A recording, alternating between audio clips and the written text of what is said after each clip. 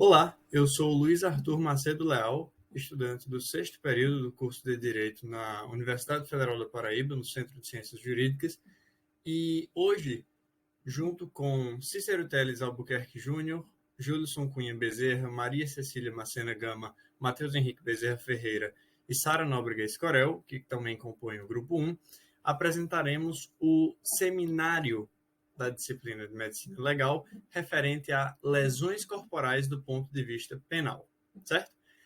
Gostaria de fazer um esclarecimento, em primeiro lugar, sobre o tema tratado pelo nosso grupo. Ele se refere às lesões corporais, como o próprio nome diz, do ponto de vista penal, certo? Por que a gente faz essa distinção? Por quê?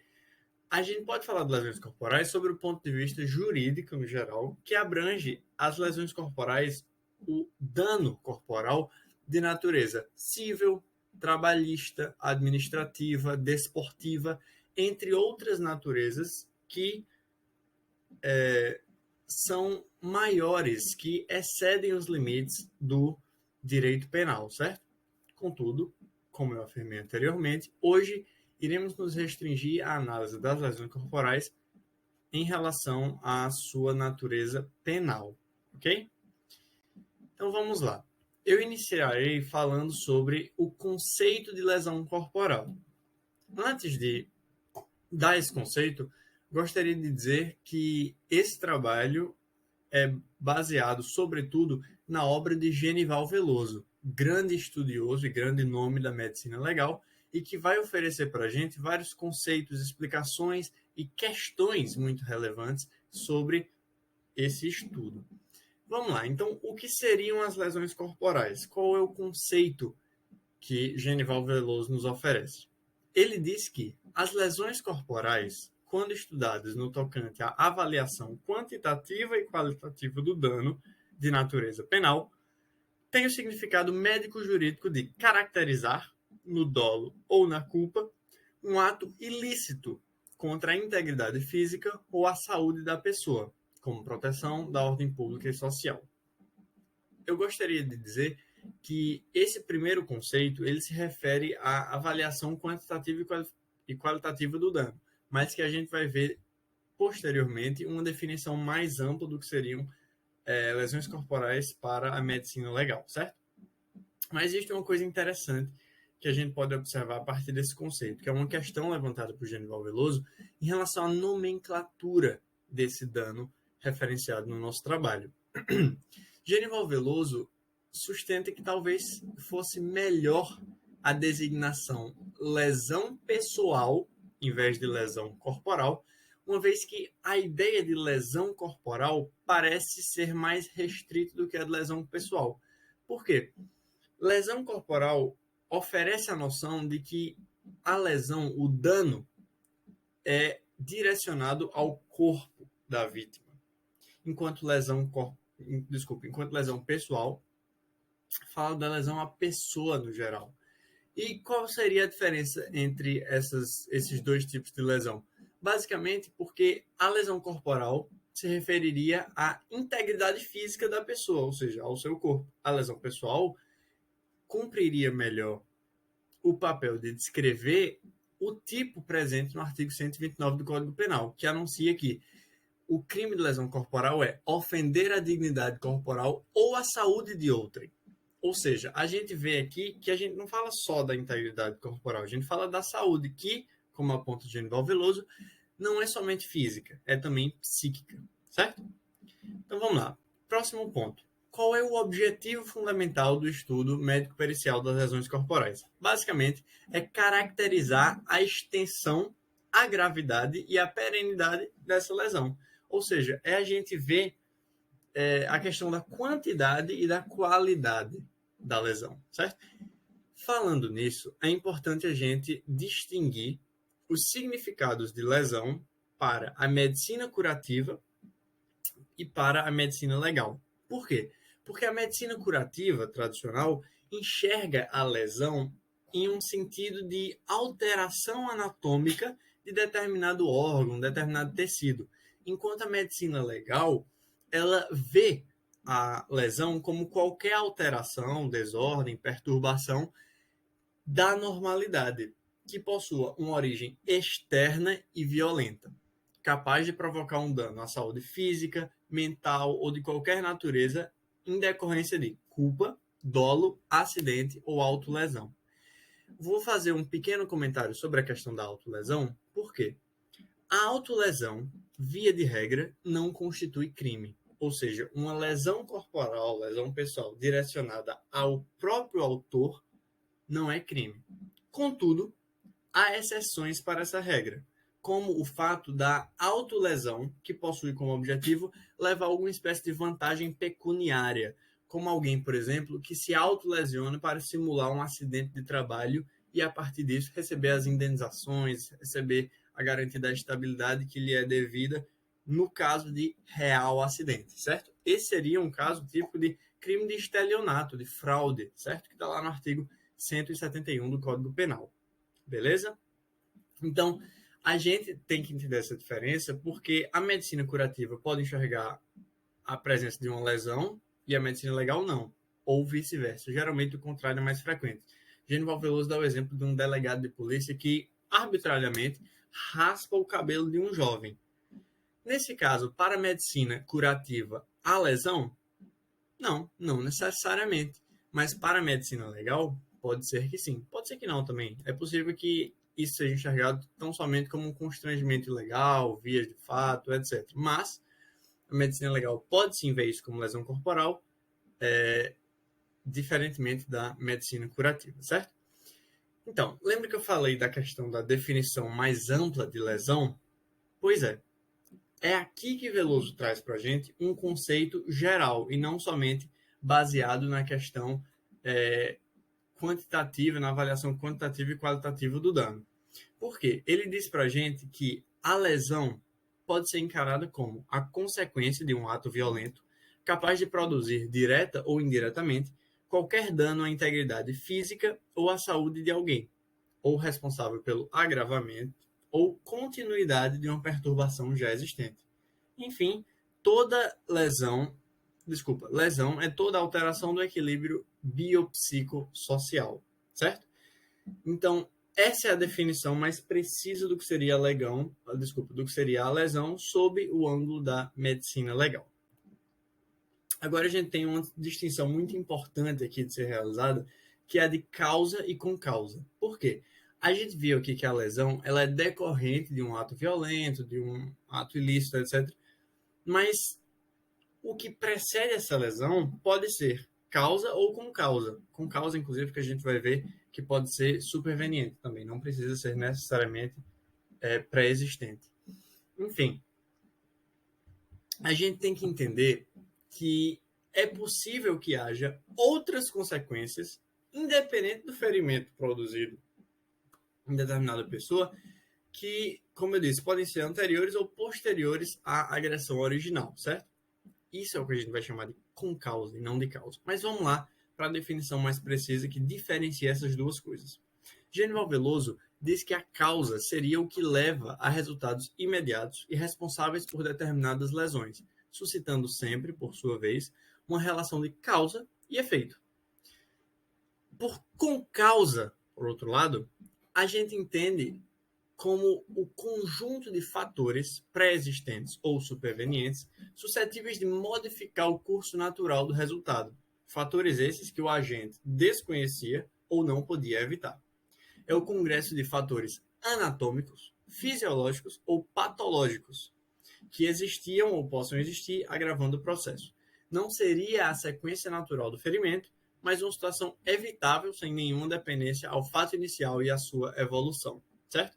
Então, um exemplo de concausa que a gente pode dar aqui é de uma pessoa que é portadora, por exemplo, de um determinado órgão maior do que o normal, que venha a se romper, por exemplo, após um mero murro no abdômen.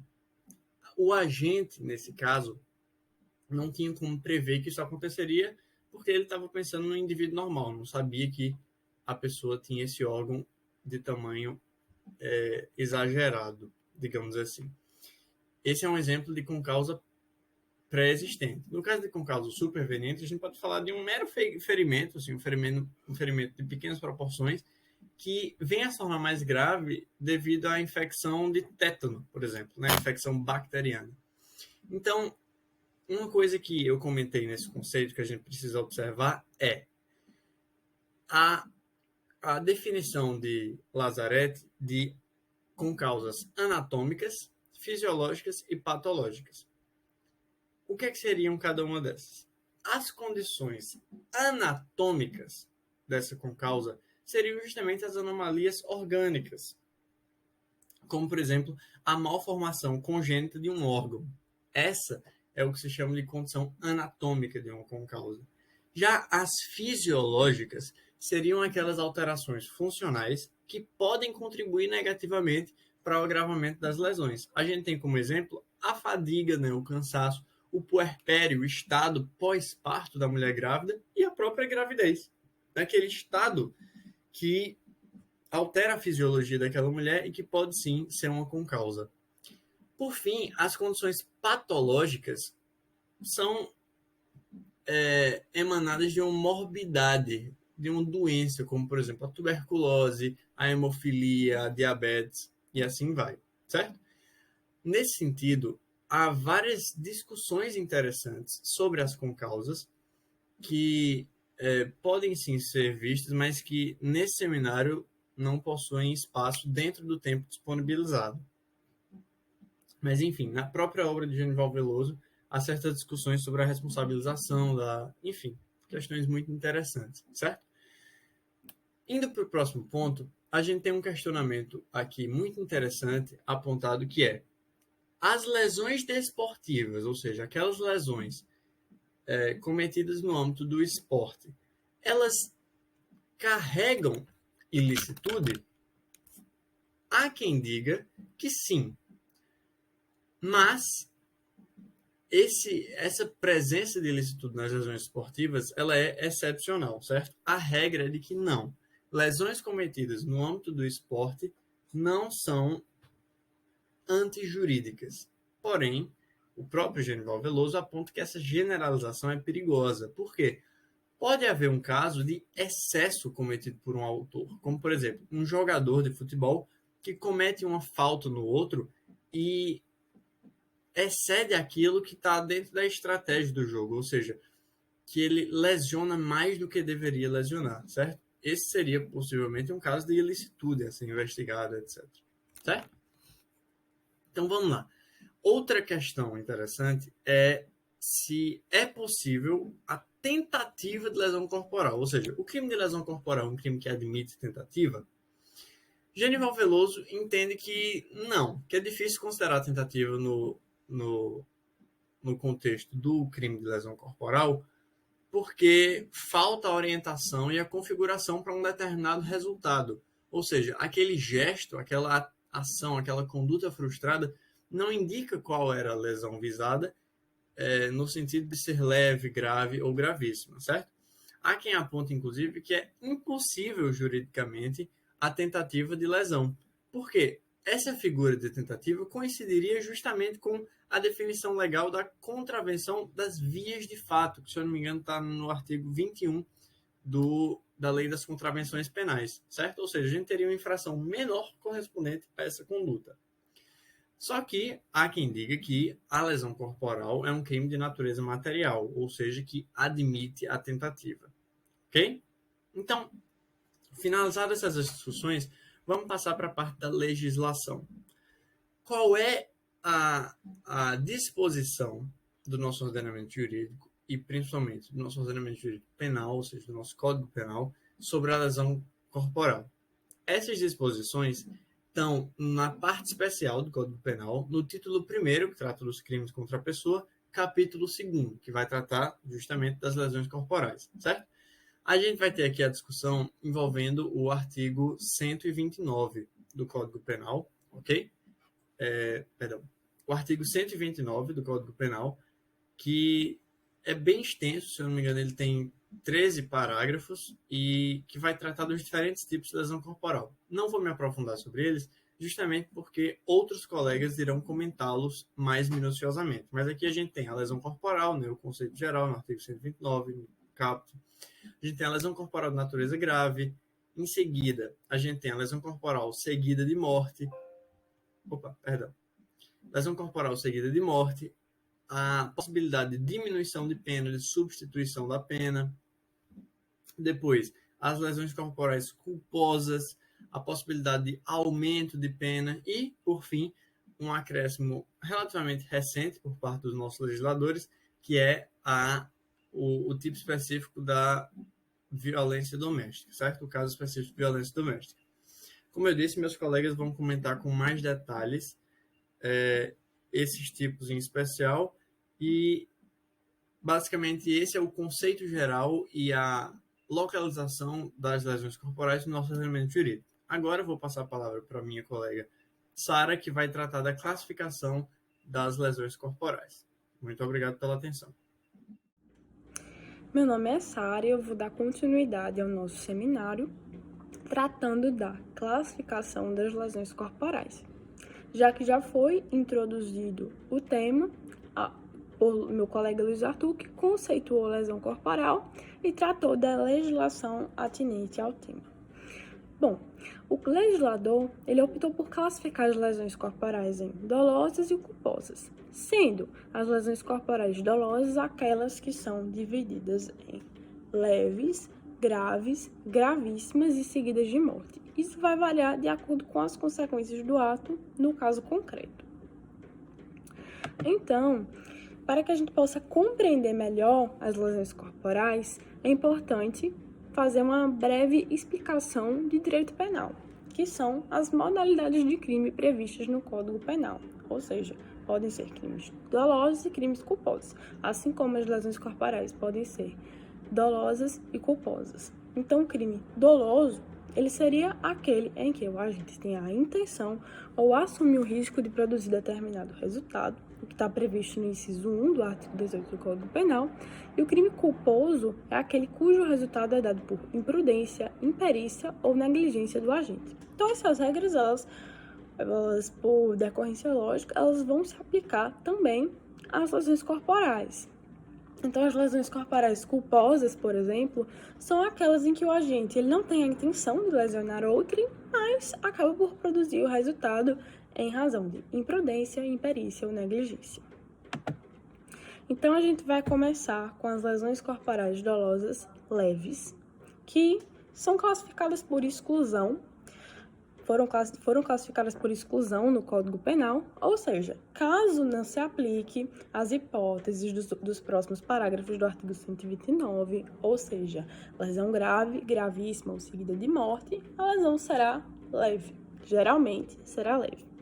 Então, se aplica o caput do artigo 129, que é a previsão legal geral sobre lesões corporais dolosas, que diz ofender a integridade corporal ou a saúde de outro, que vai acarretar uma pena de detenção de 3 meses a 1 ano. Então, aprofundando o tema das lesões corporais dolosas leves, Genival Veloso ele vai dizer que estas se caracterizam por pequenos danos superficiais, comprometendo apenas a pele, a tela subcutânea e alguns pequenos vasos sanguíneos, apresentam em geral pouca repercussão orgânica e recuperação rápida. Eu trouxe também, então, aquela que eu coloquei tendência jurispericial, e eu trouxe um precedente do Tribunal de Alçada Criminal, que diz o seguinte: se forem levíssimas as lesões corporais sofridas pela vítima, é ele se aplicar a teoria da insignificância. Então, essa teoria da insignificância ou da bagatela tem sido aplicada, nesse caso das lesões corporais levíssimas, uma vez que seriam incapazes essas lesões de afetar consideravelmente a saúde ou a integridade física da pessoa. Isso poderia ser exemplificado com pequenos arranhões, beliscões que não provocam de fato um prejuízo, um prejuízo concreto à saúde ou integridade física da pessoa. Então, tem sido uma tendência da jurisprudência de reconhecer que, caso se aplique esse tipo de situação de lesões levíssimas, essas são consideradas irrelevantes, podem ser consideradas irrelevantes, né? Desde que isso seja corretamente analisado e comprovado que, de fato, não compromete a integridade física e a saúde da pessoa. Então, agora vamos passar para o estudo das lesões corporais dolosas graves, que estas estão previstas no parágrafo 1º do artigo 129 e podem ter como resultado incapacidade para as ocupações habituais por mais de 30 dias, perigo de vida, debilidade permanente de membro, sentido ou função ou aceleração do parto. Eu vou tratar desses dois primeiros e o meu colega Matheus Henrique vai tratar da outra metade. E as lesões corporais dolosas graves, de modo geral, elas vão acarretar uma pena de detenção de 3 meses a 1 ano. Então, aqui o primeiro possível resultado, né? A primeira hipótese que seria incapacidade para as ocupações habituais por mais de 30 dias. Então, a princípio, abrange tanto a incapacidade física quanto a psíquica e serve, nesse caso, se aplica para quaisquer ocupações habituais, o que difere da legislação anterior, da redação anterior, que antigamente tratava de inabilitação para o serviço ativo, então tinha um caráter meramente lucrativo. Hoje, não. Isso se aplica tanto para a incapacidade física quanto a psíquica e para quaisquer ocupações habituais. Então, caso alguém, em decorrência de uma lesão corporal grave, ela não possa, por 30 dias, desempenhar atividades domésticas, por exemplo, isso se aplica. Não precisa ter um caráter lucrativo. A incapacidade, outro ponto importante é que a incapacidade ela deve ser real e não apenas sugerida, não apenas uma hipótese, e deve permanecer por 30 dias. Outra característica importante é a cura médico-legal, que ela vai variar de acordo com cada caso concreto, mas será considerada para fins legais a cura clínica e não a funcional anatômica, porque essas diferem. Ou seja, pode ser que um ferimento ele permaneça, mas o indivíduo ele já tenha condições de retornar, de exercer suas ocupações habituais novamente. Então, por isso que vai ser considerada a cura clínica e não a funcional. Eu trouxe uma tabela do doutrinador Genival Veloso, só uma parte dela, em que trata do tempo médio de duração da incapacidade, em alguns casos, então aqui no caso de osso fraturado, como por exemplo, clavículas, são mais ou menos 2 meses e meio de duração da incapacidade temporária, na ulna seriam 2 meses, fíbula 2 a 3 meses, ossos da perna 3 a 6 meses e antebraço 2 meses e meio. Então isso varia bastante, mas eu trouxe essa tabela a título de exemplo. Bom, quanto ao perigo de vida, que é outra hipótese, né, de lesão corporal dolosa grave, refere-se à situação de iminência de morte como resultado da agressão da lesão sofrida, sendo que esse dano ele deve ser sério, indiscutível, passado ou atual, de modo que não se encaixam a essa norma os danos futuros ou a mera possibilidade de complicações. Deve haver uma possibilidade efetiva de morte. Então, outro ponto é que Genival Veloso defende que o que realmente deve ser levado em consideração nessa hipótese de perigo de vida é que a afetiva ameaça de morte e não o mero risco provocado pela conduta do agente. Então, diante dessas características, o que se exige do perito é a argumentação sobre cada um desses elementos que configurariam o perigo de morte no caso concreto, porque esse perigo de vida ele deve ser evidenciado, deve ser demonstrado, preciso dessa comprovação pericial, não pode ser algo presumido. O perito, ele de fato vai ter que argumentar sobre cada um desses elementos do que configurariam o perigo de morte. Então, por fim, eu trouxe mais uma jurisprudência, que seria essa do TJ do Rio Grande do Sul, que diz o seguinte: deve ser considerada, o perigo de vida no caso, por sintomas e sinais graves e sérios, cujas funções vitais estejam indiscutivelmente ameaçadas. E para sua configuração não há necessidade de exame complementar, desde que durante a perturbação patológica oriunda da lesão tenha existido de fato uma probabilidade efetiva e concreta de morte. Então, como eu disse, o mero risco de que alguém de morte não é suficiente para que se aplique essa hipótese prevista no Código Penal, mas sim deve haver uma probabilidade efetiva e concreta. A mera possibilidade ou o mero risco não é suficiente. Então, esse foi o ponto esses foram os conteúdos que me couberam no seminário. Eu passarei agora a palavra para o meu colega Matheus Henrique, que dará continuidade ao estudo das lesões corporais dolosas. E nesse caso, das lesões corporais dolosas graves. Olá pessoal, tudo bom? Meu nome é Matheus Henrique Bezerra Ferreira e eu vou dar continuidade ao que Sara estava falando sobre lesões corporais graves, né? E vou falar sobre mais duas modalidades de lesão corporal grave. Então vou abrir aqui o slide para a gente começar a estudar. Então vamos lá. Vamos começar com a debilidade permanente de membro, sentido ou função. Essa debilidade, ela é basicamente algum enfraquecimento ou alguma debilitação, uma redução na capacidade funcional ou de uso de algum membro, de algum sentido ou de alguma função do corpo humano, certo? E é muito importante que essa debilidade, que esse enfraquecimento tenha caráter permanente para que a gente consiga caracterizar como lesão corporal grave, certo? Se essa debilitação tiver algum caráter temporário, não vai ser possível enquadrar nesse tipo de lesão grave, porque, como o próprio nome sugere, esse tipo de lesão grave fala que deve existir um caráter permanente nessa debilidade, certo? E agora, é muito importante que a gente faça a distinção que muitos doutrinadores apontam entre debilidade e debilitação.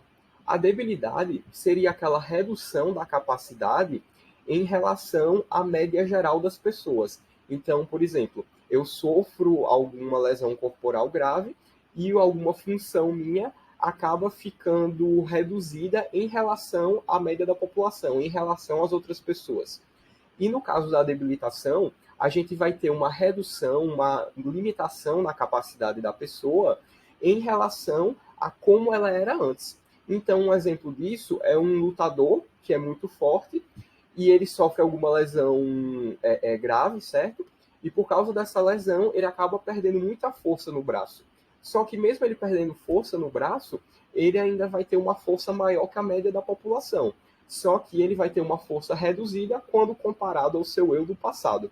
Então, essa seria a diferença entre debilidade e debilitação. O nosso Código Penal, ele adota o termo debilidade, mas os doutrinadores apontam que seria mais interessante adotar o termo debilitação justamente para abranger casos como esse do lutador, né? Para fazer com que ele seja protegido pelo nosso ordenamento jurídico. E, por fim, para a gente terminar essa análise preliminar, né, do caso de debilidade permanente de membro, sentido ou função, a gente precisa entender o que significa cada um desses termos que podem ser atingidos, né? O membro, ele vai ser vão ser os 4 apêndices do corpo, certo? Os apêndices superiores, que são os 2 braços, e os apêndices inferiores, que são as 2 pernas, certo? O sentido, por sua vez, ele é aquela faculdade pela qual a gente percebe as manifestações da vida, ou seja, são os 5 sentidos. E a função seria um mecanismo de atuação dos órgãos, aparelhos e sistemas, ou seja, alguma função do corpo humano, certo? Então, finalizada essa parte inicial, eu vou passar agora para casos práticos, exemplos práticos e dúvidas que surgem quando a gente analisa essa temática, certo? Uma dúvida muito comum é o caso de órgão duplo. Vamos imaginar que uma pessoa sofre lesão corporal e essa lesão corporal arranque e destrua permanentemente um dos olhos dessa pessoa e o outro olho dela continua intacto. Aí pode surgir a dúvida, esse é um caso de debilidade permanente de membro, sentido ou função, ou seja, um caso de lesão corporal grave? E a resposta é sim, porque como mostra esse entendimento do TJ de São Paulo, a perda de um olho, de um ouvido, de um rim, quando mantido o outro íntegro, não configura lesão gravíssima. mas apenas a grave, pois a função ficou debilitada e não abolida. Então essa pessoa, ela ainda vai ter ainda vai ter o sentido da visão, ela ainda vai conseguir enxergar, mas esse sentido ele está debilitado permanentemente, porque não vai ter volta. Então é um caso perfeito de lesão corporal grave. Outro exemplo muito interessante é o caso de um homem que perde um de seus testículos e continua com um outro testículo totalmente íntegro. Nesse caso, para a gente verificar se houve ou não uma debilidade permanente, né, de uma função sua, é necessário que haja uma análise pericial bastante minuciosa para identificar se houve algum prejuízo às funções reprodutivas do homem ou às funções hormonais. Se não tiver tido nenhum prejuízo, então a gente não pode falar em debilidade permanente, já que o seu sistema continua funcionando perfeitamente. Então, não há de se falar em lesão corporal grave. Agora, se houver algum prejuízo, alguma debilidade permanente à vida do homem, aí sim a gente vai caracterizar como lesão corporal grave. Por isso que é tão importante que a análise pericial seja bastante minuciosa para conseguir identificar quais foram os reais danos causados à vítima. E, por fim, para terminar os exemplos desse tipo de lesão corporal grave, a gente pode falar do caso da perda de dente. No caso da perda de dente, a gente também vai precisar de uma análise pericial bastante minuciosa para que se perceba se houve algum prejuízo à função mastigatória, certo? À função estética ou à função fonética da vítima. Então, é necessário que seja verificado se houve algum prejuízo a alguma dessas funções. Se não houver nenhum prejuízo, não há lesão corporal grave. Se houver prejuízo a alguma dessas três funções, vai ter sim a lesão corporal grave e o pessoal, os peritos, vão ter diversos critérios para realizar essa observação. Agora, após terminar esse tipo de lesão corporal grave, né, de debilidade permanente de membro, sentido ou função, vamos passar para o caso de aceleração do parto. Antes de começar a adentrar propriamente na aceleração do parto, eu queria destacar aqui uma observação muito interessante que o doutrinador Genival Veloso traz. Ele fala que o ideal não seria usar aceleração, porque a aceleração dá a entender que a velocidade de ocorrimento do parto vai ser mais rápido do que o normal. E não é bem isso que o doutrinador quis dizer com esse termo. O doutrinador não, desculpa. Que o legislador quis dizer com esse termo. Com esse termo, o legislador quis dizer que vai haver uma expulsão prematura do feto. Ou seja, o feto vai ser expulso do corpo da mãe com vida antes do tempo normal, devido a alguma agressão física ou psíquica que foi causada à mãe. Então é muito importante a gente se atentar que o feto vai ser expulso com vida antes do período normal gestacional, ou seja, antes daqueles 9 meses, e ele vai ser expulso justamente porque a mãe sofreu alguma agressão física ou psíquica. Então, por isso que o doutrinador Genival Veloso defende que o legislador adote o termo antecipação do parto ou prematuridade do parto, para ficar mais claro para quem encarar esse termo pela primeira vez, né? E é interessante perceber que esse tipo de lesão corporal grave, de antecipação do parto, ele é de difícil caracterização, porque para o perito é muito complicado estabelecer com certeza uma relação de causa e consequência entre a agressão sofrida e a antecipação do parto, principalmente nos casos de agressão psicológica, porque é difícil cravar com certeza que aquela determinada agressão psicológica fez com que o feto com que o feto nascesse antes do tempo normal. E, por fim, para finalizar aqui minha apresentação, sendo redundante, o agente, ele precisa, para ser caracterizado esse tipo de lesão corporal grave, ele precisa ter consciência de que a mulher está grávida. Então, esse entendimento jurisprudencial fala isso. Se o agente ignora a gravidez da vítima, ou seja, se ele não conhece a condição de gravidez da vítima, não se lhe pode imputar o crime de lesão grave se de sua ação delituosa resultar a aceleração do parto, nem o delito de lesão gravíssima se resultar aborto. Então é muito importante que seja provado que o autor do fato tinha conhecimento acerca da gravidez da mulher. Então é isso, pessoal. Eu encerro minha apresentação por aqui Eu espero que eu tenha contribuído aí para esclarecer melhor esse assunto e que vocês tenham gostado da minha apresentação. Obrigado e tchau. Meu nome é Vitor Moreira e eu vou abordar acerca das lesões corporais dolosas gravíssimas que estão no artigo 129, parágrafo 2º, que são os casos de incapacidade permanente para o trabalho, enfermidade incurável, perda ou inutilização do membro sentido ou função, deformidade permanente e aborto. Tem uma pena de reclusão de 2 a 8 anos. Então, iniciando agora pela incapacidade permanente para o trabalho, que seria uma situação definitiva em que o indivíduo fica privado de exercer qualquer atividade lucrativa. E eu friso agora esse qualquer atividade lucrativa, porque tem que ser qualquer atividade mesmo. No caso, um exemplo de um jogador de futebol que amputa a perna, ou será um cirurgião que perde a mão, no caso não se enquadra nessa situação, por eles ainda terem um potencial laborativo. Ainda define aí agora no slide que por invalidez são considerados danos graves, permanentes e incapacitantes ou altamente restringentes, que impedem o servidor ou o trabalhador de exercer qualquer atividade laborativa, e ainda podem onerar pela dependência de terceiros para atos essenciais da vida e da sua sobrevivência. Ainda sobre isso, é bastante importante diferenciar sobre o trabalho genérico e o trabalho específico. No caso do trabalho genérico, é aquele que é exercido por todas as pessoas, independente de especialização. Já o trabalho específico é aquele desempenhado por indivíduos de certa qualificação profissional.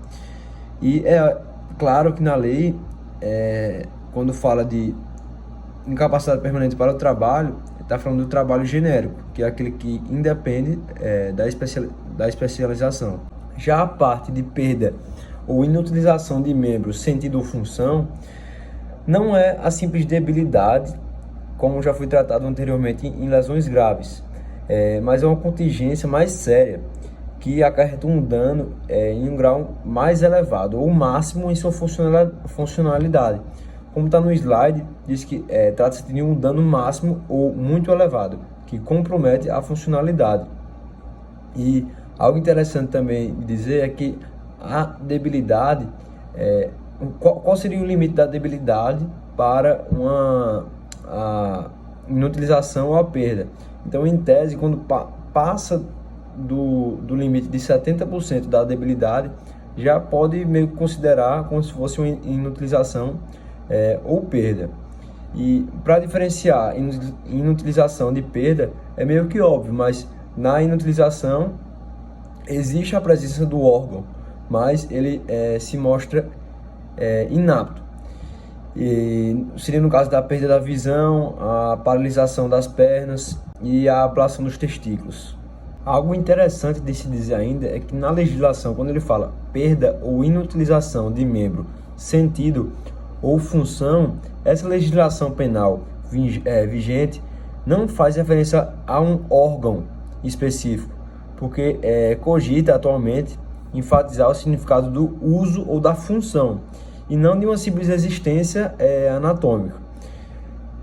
Desse jeito, uma perda de um dos órgãos duplos não iria caracterizar lesão gravíssima, e sim lesão grave.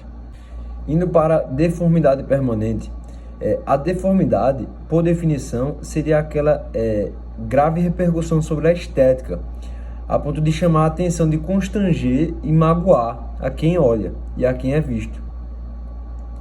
Já a permanência seria aquela condição de a deformidade não ser passível de modificações espontâneas e que tenha chegado ao seu estado definitivo. Algo importante de frisar também é que se caracteriza lesão gravíssima, ainda que o defeito seja corrigível por cirurgia plástica. Além disso, o laudo deve ser acompanhado por fotos coloridas.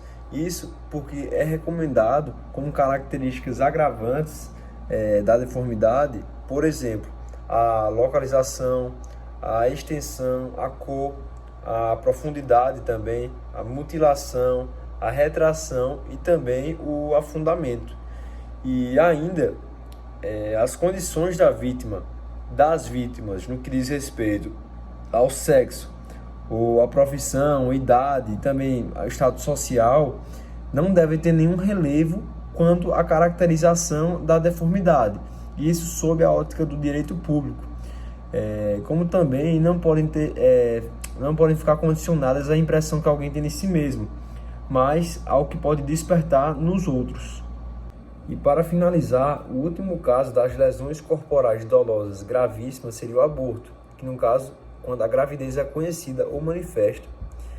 Não importa a idade também do feto, e o papel da perícia seria o de estabelecer a existência da gravidez e do aborto, além de estabelecer as condições anteriores do produto da concepção, e também estabelecer um nexo de causalidade entre a lesão e o resultado, além das condições da gestante antes da lesão e, se possível, também a intenção do agente causador.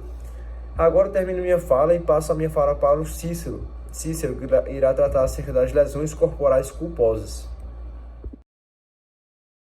Continuando a nossa apresentação, eu vou falar um pouco sobre lesões corporais culposas, sobre lesões corporais com resultado morte e sobre as respostas aos quesitos oficiais.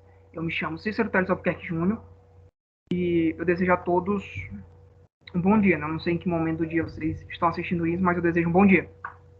Então, inicialmente falando sobre a lesão corporal culposa, nós temos que nela o agente ele deu causa a um dano através da imprudência, da negligência ou ainda da imperícia. Essa modalidade de lesão ela está prevista no artigo 129, parágrafo 6º. E se nós analisarmos a pena atribuída a ela, nós percebemos que há, digamos que, uma diminuição se nós compararmos a lesão corporal dolosa. Isso se dá pelo fato de não haver aqui o dolo, o objetivo de causar um dano.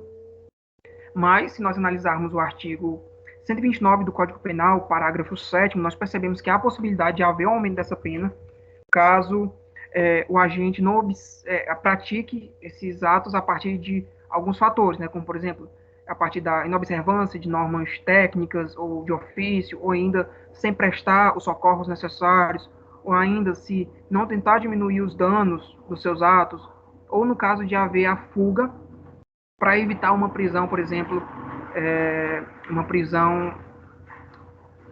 para evitar a prisão em flagrante. Então, nesses casos, há a possibilidade, sim, de um aumento de pena, mas também nós observamos aqui um ponto importante, que é o parágrafo 8º do mesmo artigo, que versa sobre o chamado perdão judicial, que é uma situação em que o juiz ele entende que as consequências daquele ato ele prejudica de tal forma o agente que não é necessário aplicar uma pena, né, que a gente tem uma exclusão de punibilidade, justamente porque ele entende que as ações do agente por si só já são uma pena mais do que suficiente. Aqui, ao fazer uma comparação com as lesões dolosas, nós percebemos que não há uma gradação, né, referente à quantidade ou à qualidade, como nós estudamos anteriormente. Nas lesões dolosas, há aquela qualificação, né, de leve, grave, gravíssima, que nós não falamos nessa qualificação. E ainda dentro da temática das lesões culposas, na análise, né, nos laudos periciais dentro desse crime, há a necessidade de ser observado alguns fatores. O primeiro é referente à descrição da lesão, né, a consideração da lesão. Então, nessa consideração da lesão, há uma descrição da lesão, da forma, dimensão, localização, além de se há alguma peculiaridade ou algo do gênero. Então, isso é preciso estar no laudo pericial. Além disso, é importante falar sobre o nexo causal, que é basicamente a relação entre o ato praticado e o resultado obtido.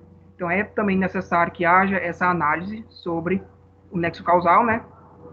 Se há essa relação, até porque o agente ele não poderá ser punido, ele não terá cometido o crime, caso não haja esse nexo.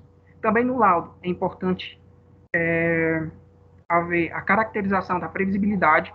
Então, a perícia ela estabelece o grau de previsibilidade. Se era algo que era possível de ser analisado, né, se aquela lesão era basicamente é estabelecido esse grau. Então, aqui nós não falamos, né, como já dissemos, sobre essa questão de uma gradação entre leve, grave e gravíssima, mas a perícia no laudo ela estabelece a previsibilidade daquele dano, se era algo previsível ou não. E, por fim, é respondido dentro do laudo algumas respostas aos quesitos, né? Então, nós temos aqui, basicamente, se há a intensidade da culpa, né? Ali é algo que deve ser analisado nesse laudo. Então, ali, basicamente, analisa qual ofensa à integridade, o instrumento, o meio, se gerou uma incapacidade por mais de 30 dias, o perigo à vida, né? A debilidade. Esses pontos são analisados também dentro do laudo.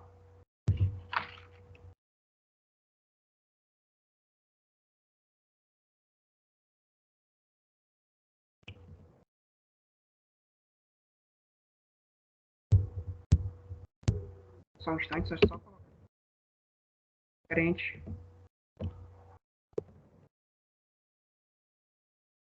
Ando aqui falando sobre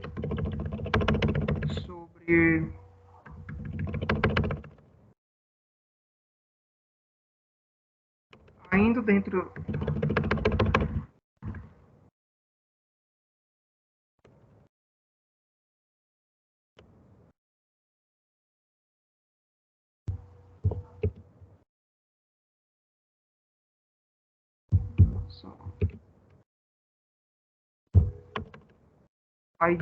pronto. Agora falando sobre as lesões corporais seguidas de morte.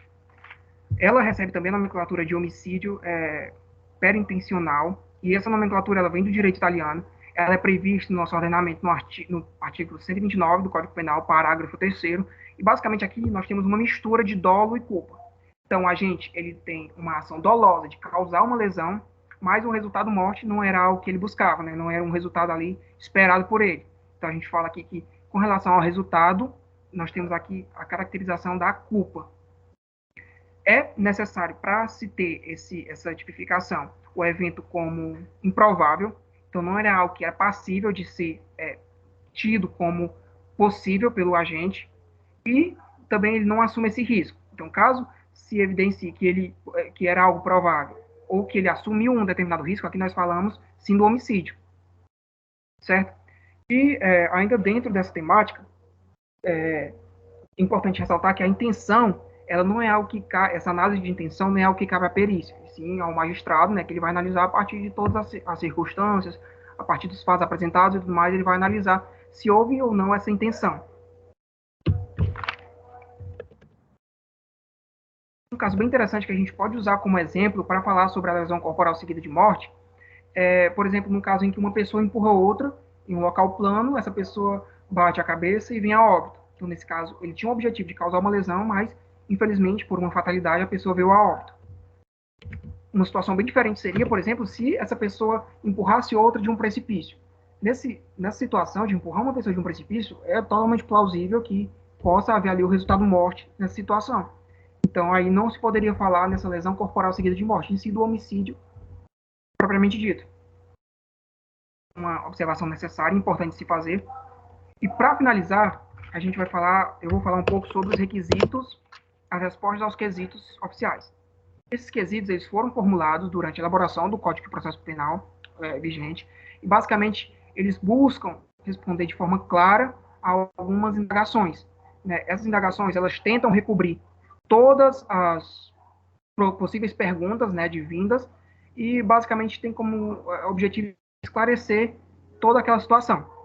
É importante a gente observar que as respostas elas devem ser incisivas, então elas não podem ser abertas à interpretação, ou então não podem ter um duplo sentido, ou ainda não podem ter um caráter subjetivo, mas é importante a gente ressaltar que pode sim haver incertezas nessas respostas. O perito ele pode dizer que naquele momento não há ali a capacidade de estabelecer uma resposta pronta para aquele determinado ponto, e nisso a gente fala de não ter elementos de convicção.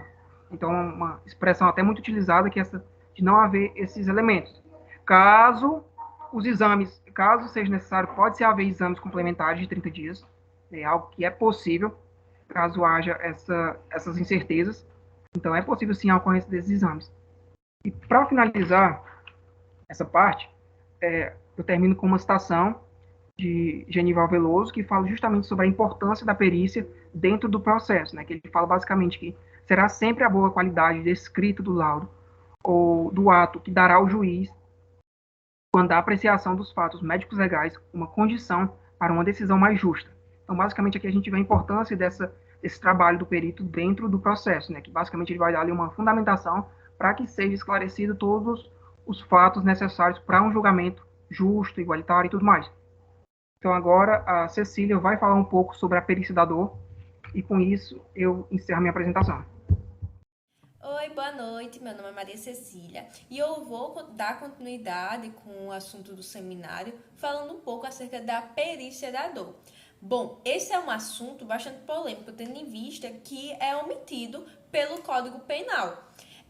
Nós temos que a dor ela é eminentemente algo subjetivo. O indivíduo que assente que pode dizer que assente ou não.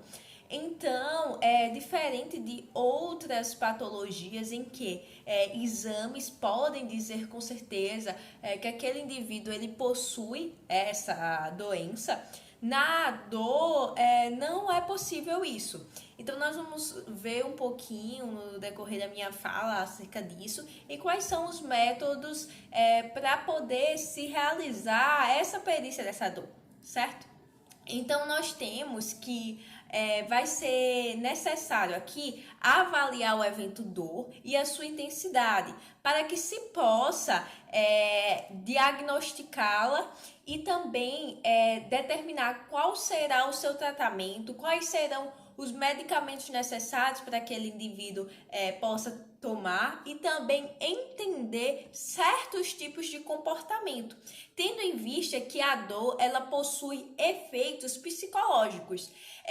Nós vamos ver aqui que na dor crônica e na dor aguda, esses efeitos psicológicos eles vão se deferir, mas que continua a existir. Então, os efeitos psicológicos, tendo em vista que a personalidade do paciente, ela vai ser um fator primordial para poder identificar e entender aquela dor. Algumas pessoas, elas podem serem mais sensíveis à dor e outras pessoas não. Então, muitas vezes o psíquico do indivíduo vai vir a determinar se aquilo realmente é uma dor ou não, para ele. Além disso, as motivações são fatores extremamente relevantes, tendo em vista que determinadas motivações podem até inibir a sensação de dor.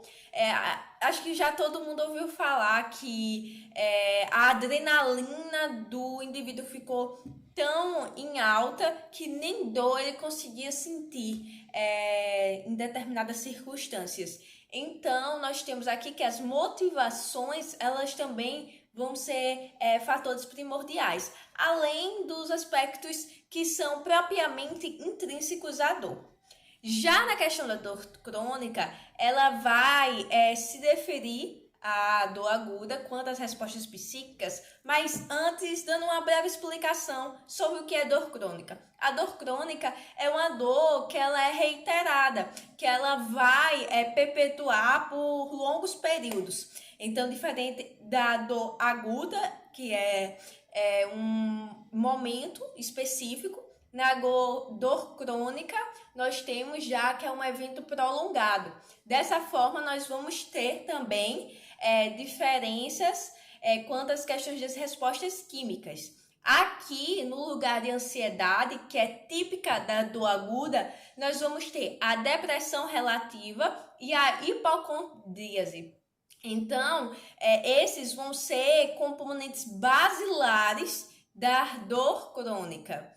Além disso, nós vamos ter um comportamento do indivíduo modificado pelo uso reiterado de medicamentos. Então, vão ser justamente as reações que aqueles medicamentos, utilizando-se por longos períodos, muitas vezes medicamentos bastante fortes, vão causar no indivíduo. Então, nós temos que essas respostas, essas manifestações psicológicas vão ser de suma importância para poder traçar a estratégia do perito quanto à avaliação daquela dor. Então, nós temos que, é sim necessário analisar essas respostas psicológicas, psíquicas. E aí, vocês podem me dizer, Cecília, mas como a gente vai conseguir identificar o que normalmente os legistas, eles procuram para poder identificar essa dor, se ela existe ou se ela não existe? Então, nós vamos ter aqui algo que é bastante utilizado, que são os sinais de dor. São vários tipos de sinais, eu trouxe aqui alguns para poder exemplificar. O primeiro é o sinal de Mankoff, que nós vamos ter uma contagem anterior do pulso radial. Posteriormente, o legista ele vai pressionar aquela região onde o indivíduo alega sentir a dor e vai também fazer a contagem novamente daquele pulso. Se ele tiver aumentado, então vai ser um indício que existe sim aquela dor. Já o segundo sinal é o sinal de Levy, que vai poder ser perceptível através das contrações e dilatações da pupila. Também quando tiver a compressão daquela região onde o indivíduo alega sentir a dor. O terceiro sinal vai ser o sinal de Muller. O que seria isso? Com um compasso que vai ser apropriado e sem o periciado ver o que o perito está fazendo, ele vai pegar uma área dentro daquela região que o indivíduo sente a dor, e aí ele vai pressionar tanto a área que ele sente dor, quanto a área que ele não sente, sem deixar que ele veja. E aí ele vai tentar perceber como o indivíduo vai reagir a essas pressões, a mudança de comportamento dele, se ele vai estar sentindo dor, se ele não vai estar. Então, é a partir disso que se utiliza esse tipo de sinal. E, por fim, o sinal Humbert, que é quando a região dolorosa é um braço ou uma perna, então ele vai deixar em repouso e depois ele vai mandar apoiar aquela perna que ele sente dor com peso ou fazer pressão e verificar se vai ter o aumento também do pulso naquele indivíduo. Então, nós temos que ter em mente ainda assim que os sinais de dor, eles possuem natureza subjetiva.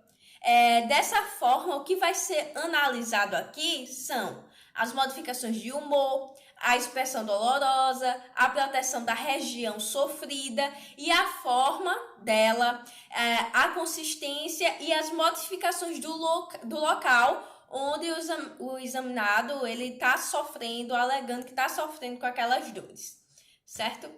E aí nós temos que os mais modernos meios de mensuração de dor, elas consideram e utilizam estímulos elétricos, térmicos e químicos. Então, vai ser ainda assim baseado no relato do próprio doente e vai se comparar através desses estímulos como ele vai reagir quanto a uma dor experimental e a sua suposta dor patológica. Então, grande parte dos peritos, eles se julgam sem ter condições de confirmar a dor quando ela não acompanha uma lesão, uma perfuração, algo que venha a justificar o porquê ele está sofrendo com aquela patologia, com aquela dor crônica, com aquela dor aguda. Então, eles possuem muita dificuldade, tendo em vista essa natureza subjetiva que eu já falei aqui. Entretanto, nós temos que considerar que 90% dos pacientes com dor crônica, eles não apresentam qualquer substrato anatômico que justifiquem aquela dor. Então é algo que os peritos eles precisam se ater, porque muitas vezes eles acabam concluindo por não existir aquela dor, apenas por não existir também aquela lesão visível. E aí, como um meio para auxiliar também nessa perícia, nós temos hoje a termografia infravermelha, que é uma ferramenta simples, não invasiva e de baixo custo. Ela vai fundamentar-se na fisiologia térmica humana e em bases fisiopatológicas da termorregulação cutânea. E o que seria isso?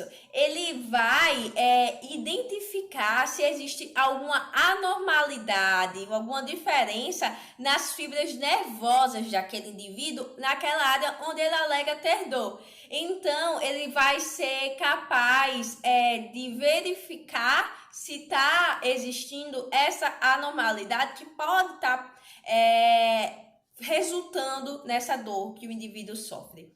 Então, dessa forma, vai poder obter a expressão física das alterações funcionais manifestadas pelos sintomas dos pacientes quando existem reações inflamatórias. Então, se existe alguma inflamação, através da termografia infravermelha vai ser possível identificar.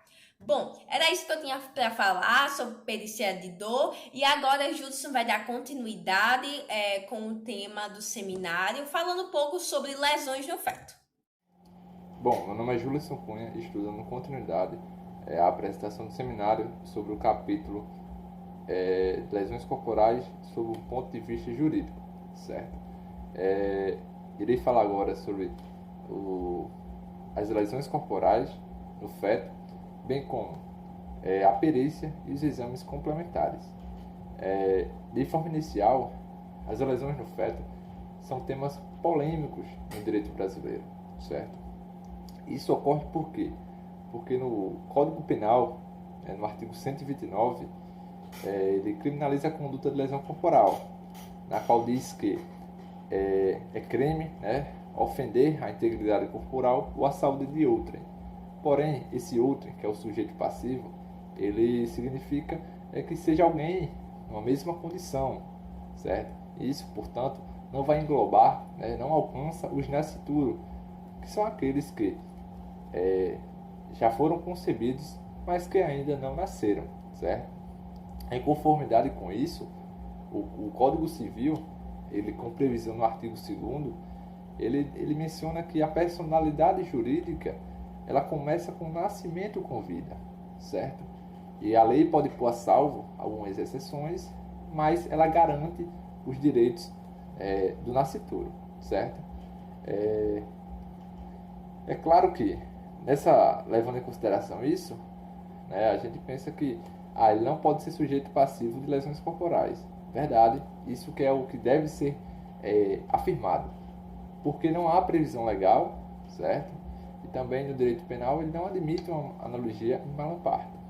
Porém, existe uma proteção no Código Penal em relação ao feto, que se tratando de aborto, né? O aborto ele foi tutelado pelo Código Penal no capítulo de crime contra a vida, né? E essa proteção vai desde o período de fecundação até antes do parto, tá certo? Em alguns países, a conduta de lesão corporal no feto, né, tendo como sujeito passivo o feto, elas são criminalizadas, como na Espanha e nos Estados Unidos, certo? Então, para que no Brasil houvesse essa possibilidade de criminalização, deveria existir alguma lei, o que não acontece, tanto no Código Penal quanto em legislações complementares, não há previsão, não há tipicidade da conduta envolvendo lesão no feto, tá certo? Por isso, qualquer lesão ao feto, se trata, até o momento, né, da gravação desse seminário, se trata de uma atipicidade.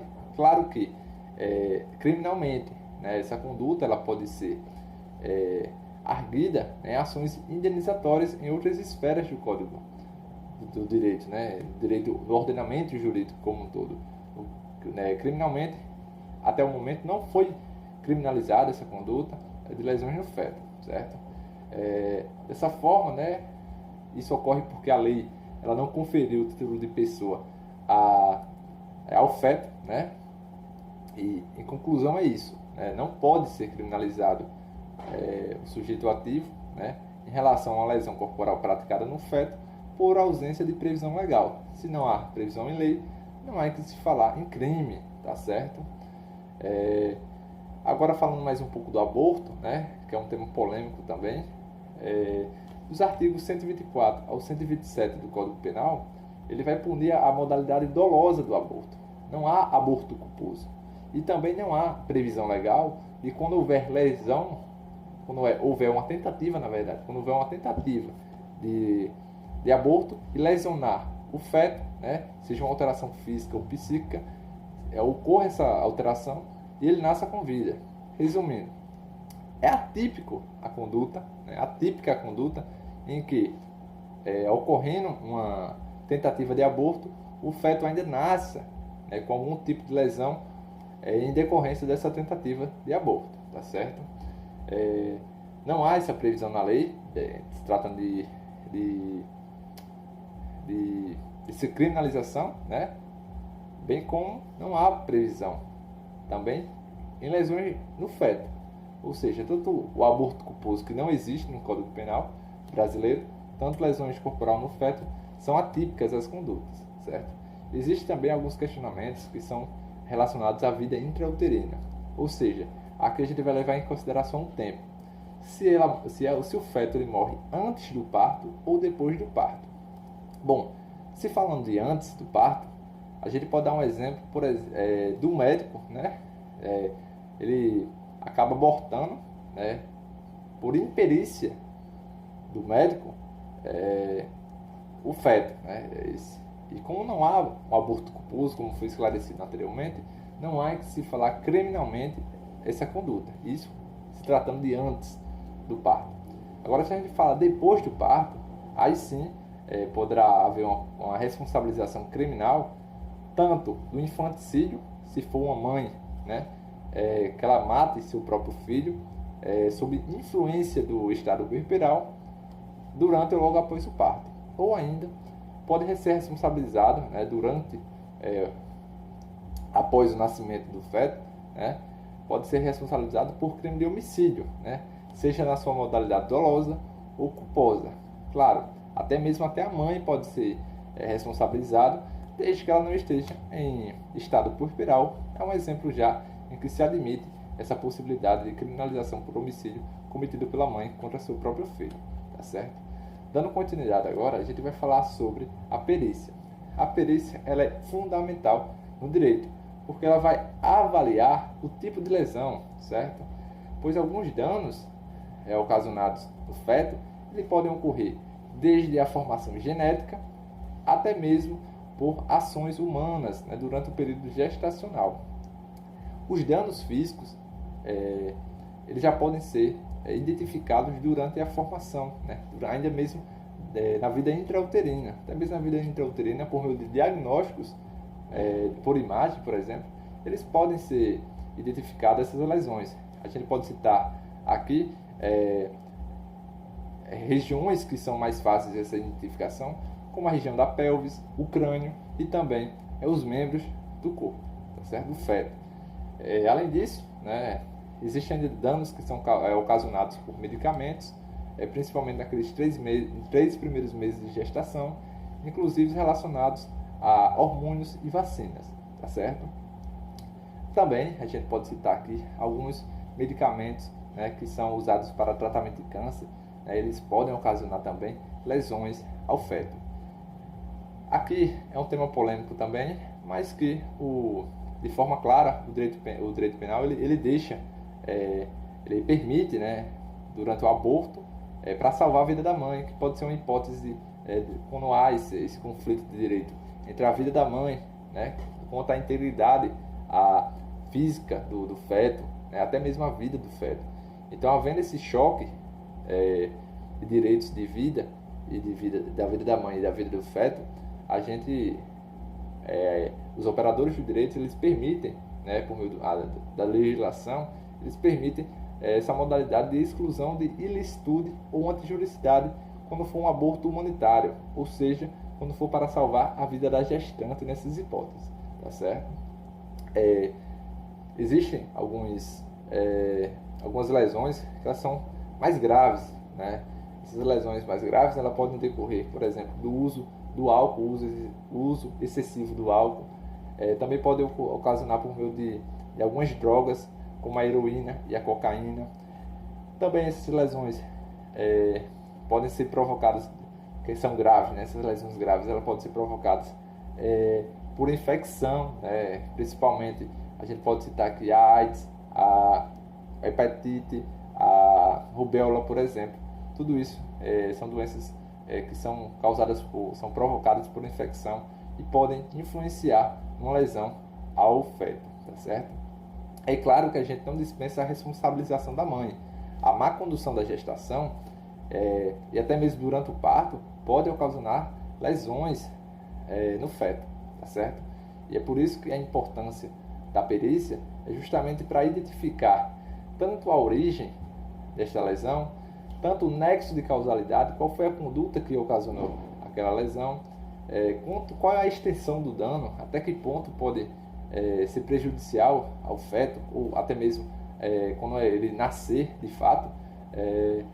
Claro, né, a importância do perito médico legal é analisar todo esse conjunto em razão de um diagnóstico completo e, claro, uma delicadeza de cada caso, porque não há regra específica para cada tipo de lesão, ainda mais se falando em lesões no feto, tá certo?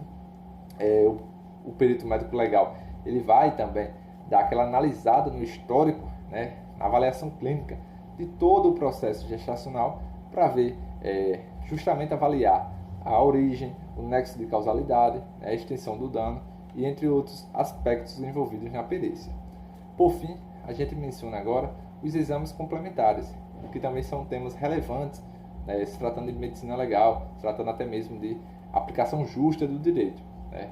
O principal objetivo dos exames complementares será avaliar situações nas quais as lesões corporais não foram bem classificadas inicialmente, ou seja, existem algumas lesões que no primeiro exame pericial não são tão claras, não são tão precisas as informações que o perito pode divulgar, né? Ele pode declarar aquela lesão. Então, principalmente a gente pode citar aquelas lesões que resultam na incapacidade para ocupações habituais por mais de 30 dias, que possui previsão legal do artigo 129, inciso 1, tá certo? Então, em suma, essa previsão de exames complementares está no Código de Processo Penal. Lá no artigo 168, ele fala que, mais ou menos, que em algumas situações envolvendo lesões corporais, né, e o primeiro exame pericial ele não for completo, ele não trazer bem classificação daquela lesão, poderá sim ser procedido um novo exame e, portanto, será classificado exame complementar, justamente porque ele vai buscar retificar, ou seja, corrigir aquela classificação do primeiro, ou até mesmo ele pode suprir, né? Ele pode até mesmo completar a informação que havia sido omitida, né? Por falta de classificação naquele momento, por não ter uma extensão do dano bem avaliada naquele primeiro exame pericial, tá certo? Isso ocorre, né, esse exame complementar, porque em alguns casos os peritos eles classificam como leve uma lesão, mas que ao decorrer do tempo ela pode se tornar grave, ainda mesmo daquela mesma conduta, ocasionando um resultado mais gravoso ao decorrer do tempo. E isso ocorre de maneira inversa. Pode ter sido uma lesão grave e ocasionar uma lesão leve ao decorrer do tempo, tá certo? Essa importância do exame complementar, ele vai auxiliar justamente no direito. Por quê? No direito penal, no artigo 129, existem várias modalidades, existem várias classificações de lesão corporal. Existe a leve, a grave, a gravíssima, como vocês já estudaram, a culposa, a qualificada. Tudo isso possui, todos esses crimes, eles possuem penas em abstratos diferentes. Ou seja, um exame classificando uma lesão leve pode prejudicar, né, no caso, aquela vítima e beneficiar o sujeito ativo do crime. Mas, pode acontecer de forma inversa também. É claro que a perícia vai buscar definir aquela classificação exata. Para isso, vai buscar auxiliar a justiça nessa classificação. Não seria justo uma pessoa que cometer um crime de lesão corporal grave, por erro no exame pericial inicial, responder de forma por uma lesão leve, se ela foi classificada naquele primeiro momento, e também com base nos exames complementares, como grave, tá certo? Então é isso, essa apresentação. Eu espero que vocês tenham gostado. Em nome do grupo, eu agradeço estarem aqui acompanhando a apresentação do seminário, e sobretudo que vocês tenham adquirido o conhecimento necessário para dar continuidade à vida acadêmica.